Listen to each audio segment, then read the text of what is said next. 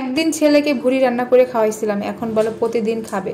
So hello everyone, আসসালামু আলাইকুম। সবাই কেমন আছেন? আপনাদের ভাইয়াকে বলেছিলাম একটা লাউ নিয়ে আসতে, তো লাউয়ের সাথে দেখেন ধনেপাতা, টমেটো, একটা আম আর একটা বুইরা চাই একটা শশা নিয়ে আসছে। আমরা তো বাঙালি, লাউটাকে এই পিঠ ওই পিঠ নখ দিয়া টিপা টুইপা দেখি যে লাউটা বাড়তি আছে না কচি আছে। যাই হোক, লাউটা কিন্তু কচি ছিল।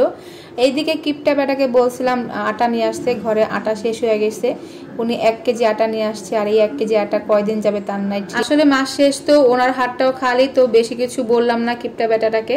তো আমি আটাটা বয়মে ঢেলে নিলাম। আর এদিকে হচ্ছে আমি গরুর ভুঁড়ি নামিয়ে নিয়ে এসেছিলাম ফ্রিজ থেকে, নিয়ে ভালোভাবে আগেই ধুয়ে রেখেছিলাম। তারপর হচ্ছে গরম পানিতে ভালোভাবে ফুটিয়ে নিয়েছি, আর এখন ফুটানোর পরে আমি আবার ভালোভাবে ধুয়ে নিয়েছি। গত কয়েকদিন আগে ছেলেকে খাসির ভুঁড়ি রান্না করে খাওয়াইছিলাম, তো সেটা খেয়ে ও অনেক মজা পাইছে। এরপর থেকে বলতেছে আম্মু ভুঁড়ি নিয়ে আসো, ভুঁড়ি নিয়ে আসো। তো আমার ফ্রিজে হচ্ছে গরুর ভুঁড়ি ছিল, তো সেটাই আমি ওকে আজকে রান্না করে দিব। এখানে পেঁয়াজ আর আদা রসুন ভালোভাবে আমি টেলে নিয়েছি, তার সাথে হচ্ছে আমি ধনে গুঁড়া, হলুদ গুঁড়া আর মরিচের গুঁড়া একটু বেশি দিব, কারণ ভুঁড়িতে ঝাল না হলে কিন্তু ভালোই লাগে না। তো মশলাগুলো কষায় নিয়েছি, আর এখানে হচ্ছে আমার নিজের হাতের বানানো মশলাও দিয়ে দিলাম। এইদিকে মশলা ভালোভাবে কষানো হয়ে গিয়েছে, আমি এখন ভুঁড়িটাও দিয়ে দিব। দিয়ে ভালোভাবে লেড়ে চেড়ে অল্প একটু পরিমাণ পানি দিয়ে দিব। আর কেন জানি ইদানিং রান্না করার সময় লবণ দিতে ভুলে যাই, একেবারে লাস্টে দেই, না হলে মাঝামাঝিতে দেই। তো যে দেখেন ভুলে গিয়েছিলাম, অল্প একটু পরিমাণ লবণ দিয়ে দিচ্ছি, আর এখন পানি দিয়ে ঢেকে দিব।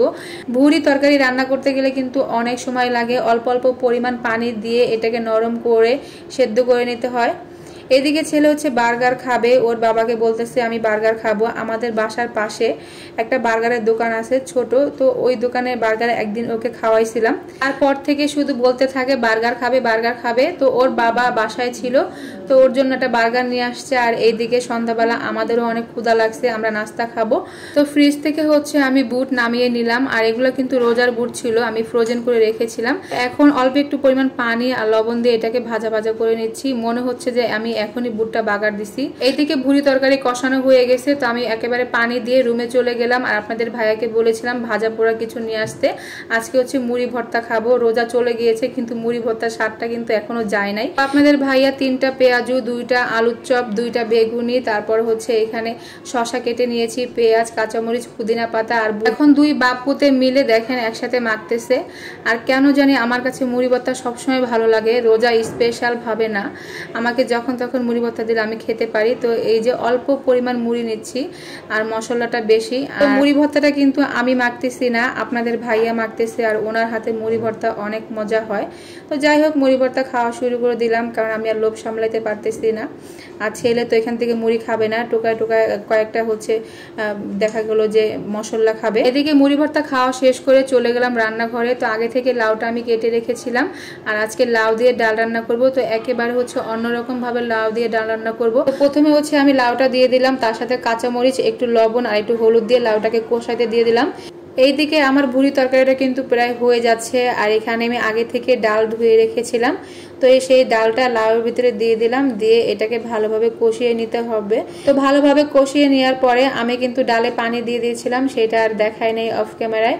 এই যে দেখেন ডালটা প্রায় হয়ে গেছে, আমি এখন এটাকে ফোড়ন দিয়ে নিব। এখানে তেজপাতা, শুকনা মরিচ, কালো জিরা আর হচ্ছে সরিষা দিয়ে আমি আজকে ডালটাকে ফোড়ন দিয়ে দিব। এখানে কোনো প্রকার হচ্ছে রসুন বা পেঁয়াজ ব্যবহার করা হচ্ছে না। আর দেখেন ফোড়ন দেওয়ার পর ডালটা দেখতে কত সুন্দর হয়েছে, দেখে অনেক লোভনীয় লাগতেছে। এদিকে আমার কিন্তু ভুঁড়ি রান্নাটাও হয়ে গিয়েছে, আমি একটু জিরা গুঁড়ি দিয়ে ভুঁড়িটা নামিয়ে ফেলবো। একটু ঝোল ঝোল থাকতে নামিয়ে ফেলবো, কারণ 2-3 বার গরম করলে একেবারে ভাজা ভাজা হয়ে যাবে। তো আজকের মতন এখান থেকে বিদায় নিচ্ছি, আল্লাহ হাফেজ।